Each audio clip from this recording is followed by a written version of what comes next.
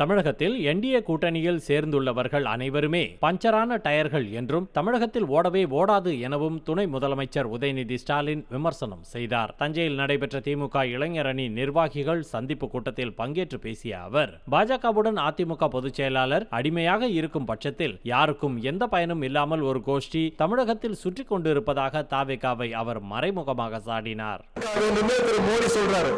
திரு மோடி அவர்களே, முதல்ல உங்க வண்டியோட டயர்களை பாருங்க. தமிழ்நாட்டில் நீங்க கூட்டு சேர்ந்துக்கக்கூடிய எல்லாருமே பஞ்சரான டயருங்க. உங்களுடைய பஞ்சரான டயர்களும் ஃபங்க்ஷன் ஆகாத டப்பா இன்ஜினும் தமிழ்நாட்டில் என்னைக்கு ஓடவே ஓடாது. இன்னைக்கு எடப்பாடி பழனிசாமி மிகப்பெரிய ஒரு அடிமையாக, பாஜகவுடைய அடிமையாக வலம் வந்து கொண்டிருக்கிறார். இவங்க இப்படின்னா இன்னொரு பக்கம் யாருக்கும் எந்த பயனும் இல்லாம ஒரு கோஷ்டி சுத்திட்டு இருக்கு. வெறும் சத்தம், ஒரு கொள்கை, லட்சியம், ஒரு கோட்பாடு எதுவுமே இல்லாம அப்படின்னா என்னன்னே தெரியாம ஒரு கூட்டம் சுத்திட்டு இருக்கு.